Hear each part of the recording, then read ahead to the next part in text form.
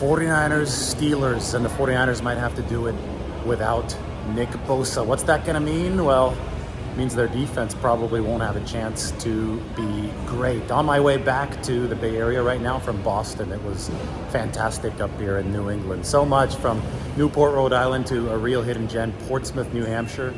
My friend Chaz has got his electric bike business, Rad Moto, in Portsmouth, New Hampshire, so we got to get on some of these puppies and go around the coastline, and finally finished up with Maine.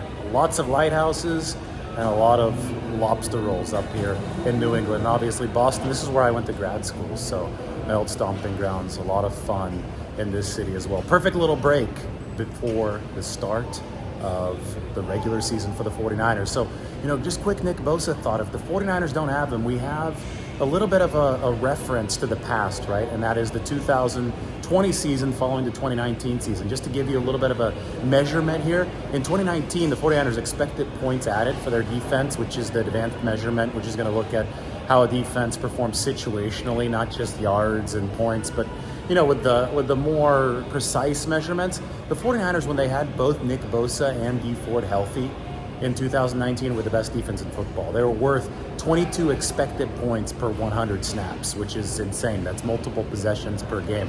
The next season, when both Bosa and Ford were hurt, 49ers were only worth 3 expected points added per game, or added per 100 snaps. So you look at that, and it's about a full 3 touchdowns per 100 snaps. So obviously, the drop in production when you don't have an elite pass rush, and that's both edge rushers, Bosa and Ford, back between 2019 and 2020, is going to hurt a defense a lot. It's the difference between a seismic great defense that the 49ers had in 2019 and a simply good one that they had in 2020. Now, with only Bosa and with some other solid edge rushers like Charles Omenihu, Sensa Mebucom, Jordan Willis last season, 49ers were about plus 10 or 11 expected points per game. So about halfway in between the 2020 unit and the 2019 unit. Without Bosa, if they don't have him here in 2023, at least to start, well, I think you're going to see something closer to the 2020 unit for the 49ers. And the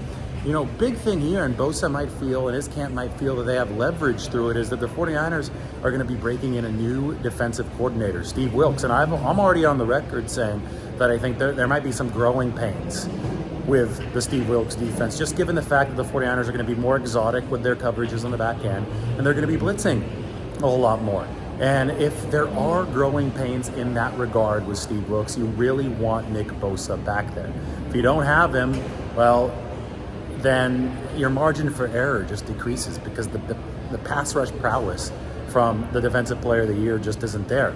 Could be what Bosa's camp is calculating. 49ers defense might not look too great without him, combined with the fact that they're breaking in a new defensive coordinator with new coverage schemes and with some more new blitzing tendencies as well. So we'll see how the 49ers end up playing this if Bosa's not available on Sunday. We do know the Steelers look good in the preseason under Kenny Pickett with their receivers. I think that the Steelers' biggest weakness is actually at offensive tackle. So will the 49ers still be able to expose that part of the Steelers' offense, even if they don't have Nick Bosa?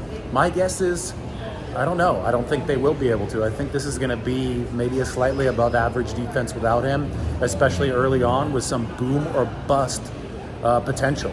And that means that those blitzes, they'll either hit or they won't. And it's a lot better in football if you can generate pressure with just 4 instead of blitzing.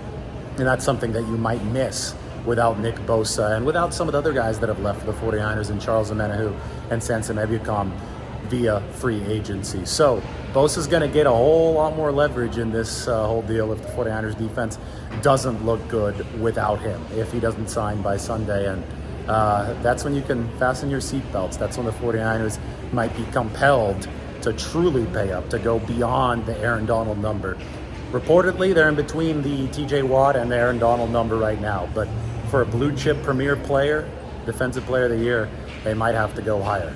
What do you think Nick Bosa's potential absence, how do you think that's going to impact the 49ers defense?